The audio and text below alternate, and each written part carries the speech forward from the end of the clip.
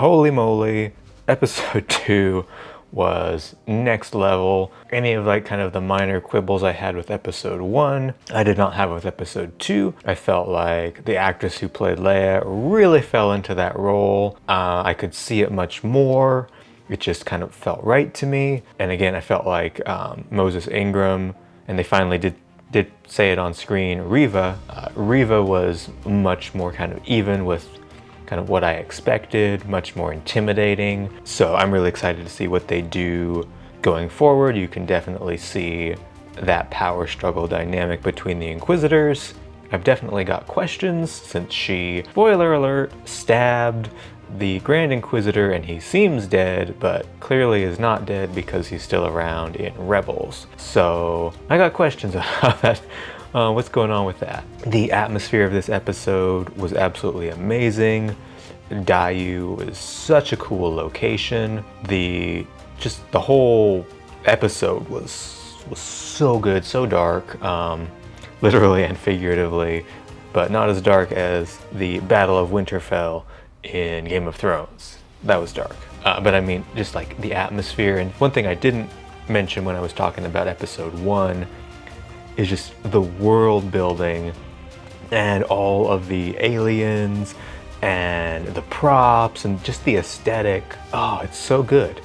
It feels, it's right up there. It just is like chef's kiss, the kind of the peak of what we hope for from Star Wars in terms of, costumes, aliens, set design, lighting.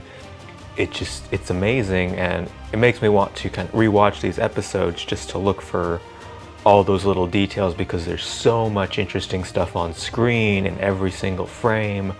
With them walking through the city, rather it was episode 1 walking through, I'm presuming it was Mos Eisley, or walking through, might have even been Anchorhead, I'm not sure.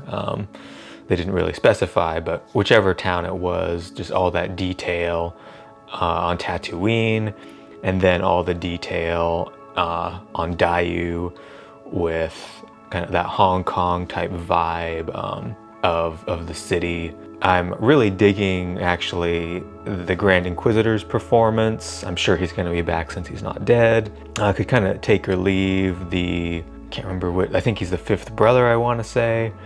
His performance is okay. Tentacle Lady, I'm not sure what sister she is. She's cool. No problems with her. Haven't really seen a whole lot from her, but I really like her character design. And again, Moses Ingram getting much better than episode 1. I didn't really have anything in this episode that stuck out at me as like there was a moment with like the scam artist swindler guy when I thought he might be a real Jedi, and I'm like, bro, this just feels like off, but it turned out he was a scammer.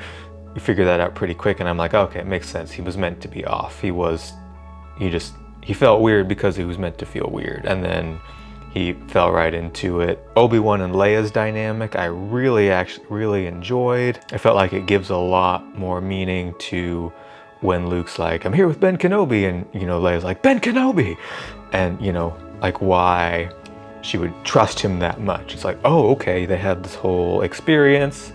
Obviously, it's, retconning that, but still, like, it adds a whole lot of meaning and fits very much into A New Hope and why Leia would trust Obi-Wan so much. And I liked, you saw Leia's intelligence, you saw she didn't necessarily trust him. I felt like Obi-Wan chasing Leia, this scene worked much better than the episode 1 bad guys chasing Leia, because Obi-Wan obviously wasn't trying to kidnap her. He was trying to reason with her, and she was still running away. Lot of great stuff there. The moment where he had to use the Force was really cool. You could see it was coming as she was gonna jump and fall and stuff, but still a really nice moment.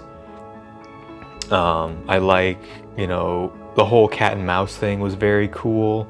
I like that Obi-Wan hasn't, directly faced off with the Inquisitors, there hasn't been a lightsaber duel yet. I think they're saving that for when Obi-Wan faces Vader. I don't know, they may have him fight Reva at some point, but I like that they're kind of saving that he's being very sparing. He doesn't just ignite his lightsaber and go to town.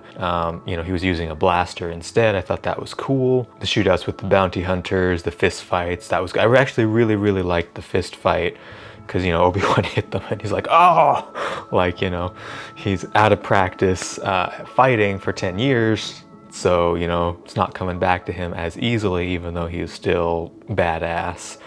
And again, Ewan McGregor's performance, oh, it's so good. So good. Okay, we gotta talk about, obviously we didn't see much of him, but Vader at the very end, so cool, so hyped for episode 3. I'm guessing we're gonna see some more Vader.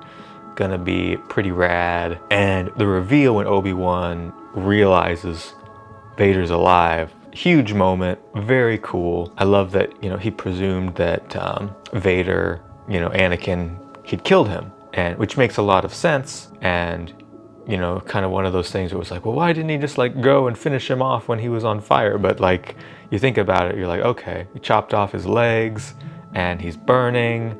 And I think one of his arms might have got chopped off too, I can't remember, but at least his legs were burnt. No, they didn't, because he was crawling, but anyway, his legs were burning and he was all on fire and screaming and his face was melting. So you'd presume that he died, and Obi-Wan just didn't want to watch his friend die, and so he left. And then it's like, oh shit. It's even worse than I thought. He's alive. And I love kind of the filter that they used, or whatever they did to kind of like isolate Obi-Wan, and the sound design, and all the sound design in this show, the soundtrack and stuff so far has been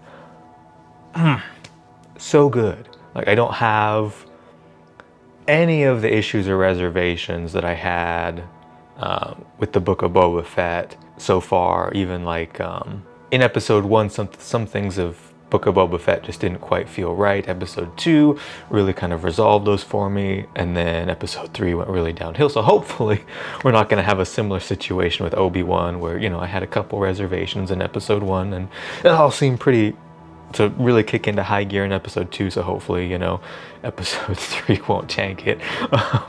But right now, very positive about the Kenobi show.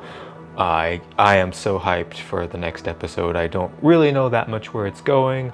I know some of the leaks that I've heard, even though there were some things that were a little different, they've been pretty spot on so far in many ways, as far as kind of the big story beats.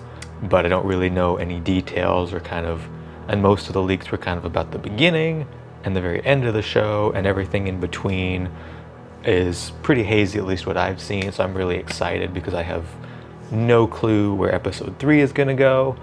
And yeah, I'm hyped. I am freaking hyped. Looking forward to episode 3 next week, and I will definitely, I'm sure, be doing more Kenobi videos with a little more coherent thoughts. This is my initial right after finishing the episode thoughts, and I'll catch all of you in the next one.